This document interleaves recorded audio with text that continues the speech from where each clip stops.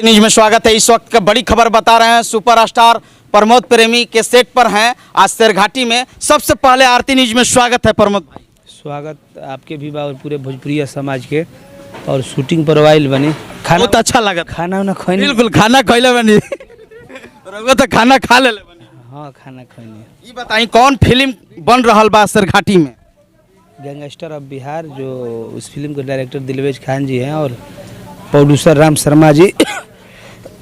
बहुत अच्छा कहानी रियल स्टोरी पर फिल्म बनत है। उसमें का रउआ रोल बा? और फिल्म आई तरह देखे के मिली। अरे रउआ तो हीरो बानी, हीरोइन के बा? रानी चटर्जी जी बनी हीरोइन। रानी चटर्जी जी। कब फिल्म आ जाए? ये बहुत जल्द आई, 2-3 महीना लगे। ये बताइए आप प्रमोद प्रेमी जी, आपका देवी गीत अभी तक आया है या नहीं आया है? आप सुने नहीं हैं अभी? प्रमोद प्रेमी इंटरटेनमेंट पे आया है? 10-11 देवी गीत आ गई बा। रोज देवी गीत आवत, आप सब प्यार आशीर्वाद दी। और जौन भी गाना होता है करके आप सब बहुत सारा प्यार आशीर्वाद दी। 10 गो गाना देवी गीत में ला दिल बनी, लेकिन ट्रेंडिंग ना गुल। ट्रेंडिंग कोई को गाना कोई ट्रेंडिंग से मतलब का बजला से मतलब लेकिन भोजपुरी में काफी रिच होता, नंबर 1 ट्रेंडिंग चल जाता भोजपुरी विश्व में। ओकरा खातिर रहुआ लेवल चाहिए न रहुआ के का चाहिए ट्रेंडिंग गाना का चाहिए हमारा नंबर 1 पे आ जाए ना आवे चाहिए हमारा गाना सही ठीक है। ऐसा ही ठीक बा।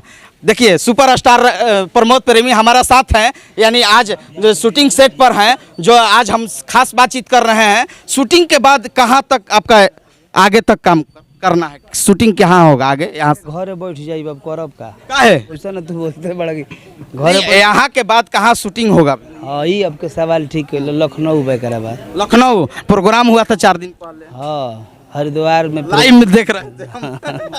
क्योंकि हम लोग जुड़े हैं रात में। कहाँ? हरिद्वार में हुआ था।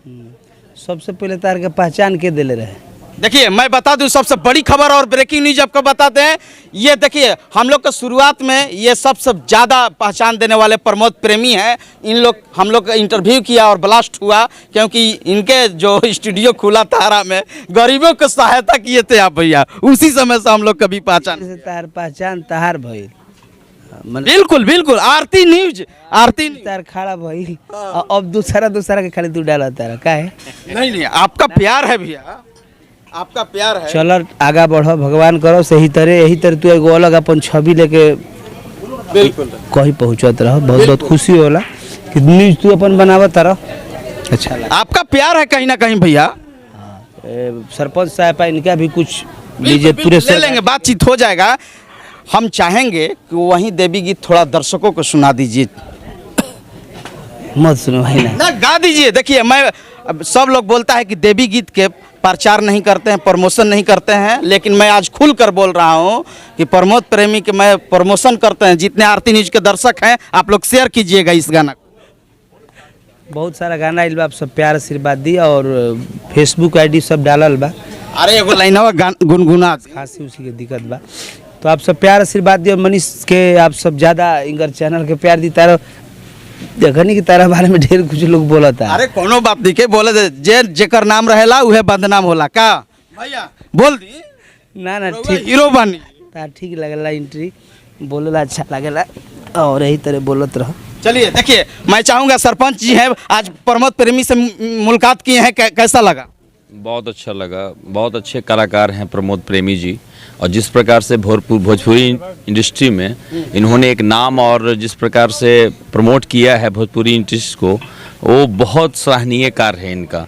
और हम आशा करते हैं किसी प्रकार से हमारा भोजपुरी समाज भी आगे बढ़ रहा है और बढ़ेगा।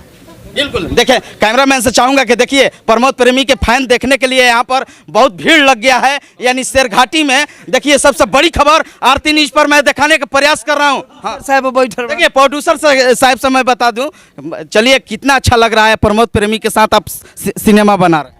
नहीं बहुत अच्छा लग रहा है और बहुत अच्छे नेचर के हैं और बहुत अच्छा इनके साथ टाइमिंग हमारा रहा और बहुत काम करने में बहुत मज़ा आया। और एक बहुत अच्छे इंसान हैं, कलाकार तो बाद में, पहले बहुत अच्छे इंसान हैं। और हमें सब पूरी टीम को बहुत अच्छा लगा इनके साथ काम करने में। और आगे भी हम इनके साथ काम करते रहेंगे। बिल्कुल करते रहिएगा, ऐसे ही हिट पे हिट फिल्म बनाते रहिएगा। हाँ, भैया। तो बहुत अच्छे इंसान है राम भैया, जो विदेश में रहते हुए भी भोजपुरी के लिए सोचते हैं और बहुत बड़े बड़े फिल्में बनाए हैं। तो भैया के साथ भी बहुत अच्छा लगा काम करके, और चाहेंगे इसी तरह भाई को प्यार से बात देते रहे। बिल्कुल। चलिए कैमरामैन सहयोगी के साथ मैं मनीष कुमार, आरती न्यूज लाइव, गया, बिहार।